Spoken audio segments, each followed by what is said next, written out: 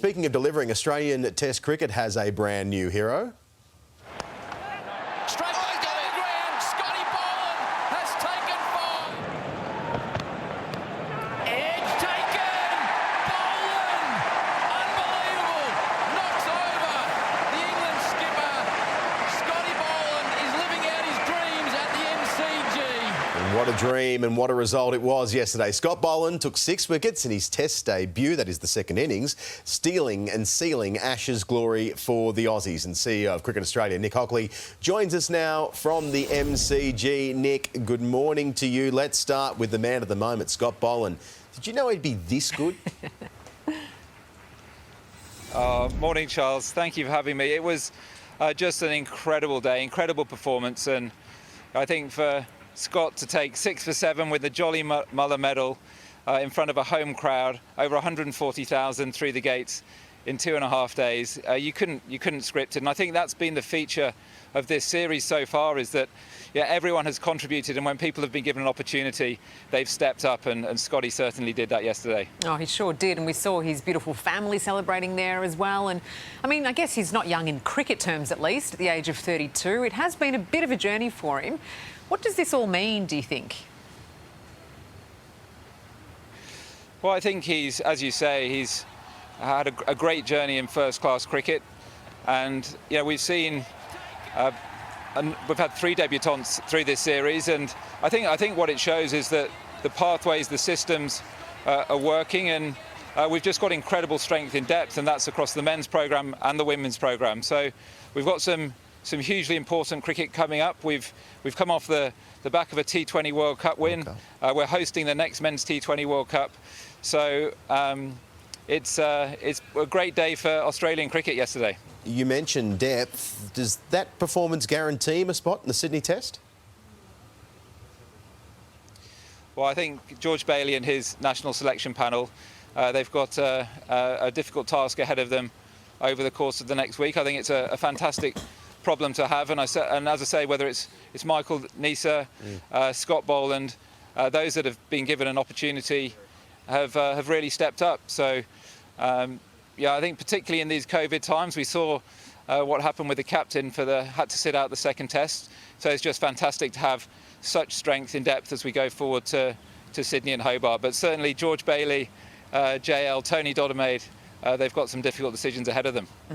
You mentioned COVID there, and of course, every industry has been hit by the darned C word. This was a bit of a scare, though, for Cricket Australia earlier this week, given the situation and now in New South Wales. Are you concerned about the next test being in Sydney?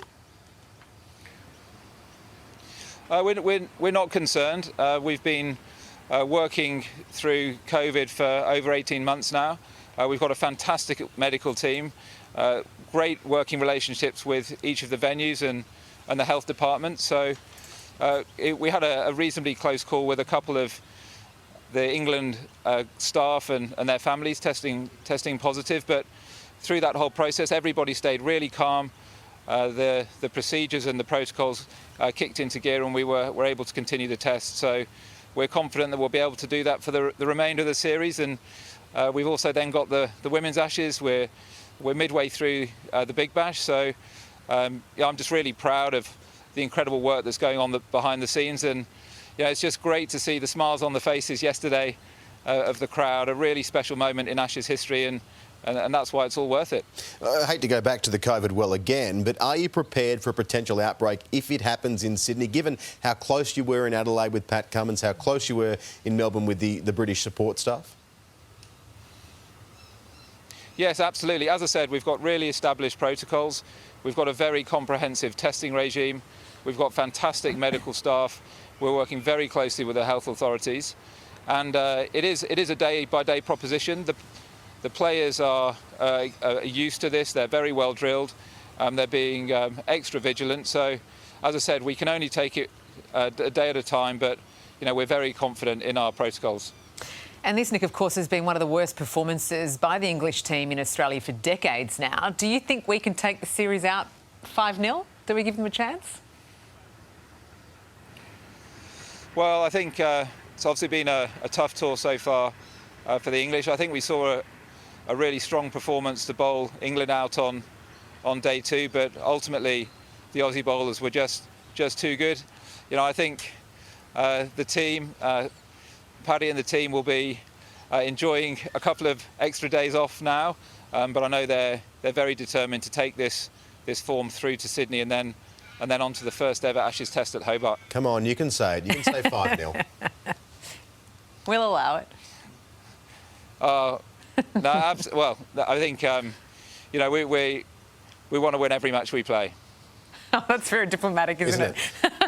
I'll say it. It may not be 5-0, it might be 6-0 the way the Poms are going, and that would be a real record breaker. Nick Hockley, thank you for your time.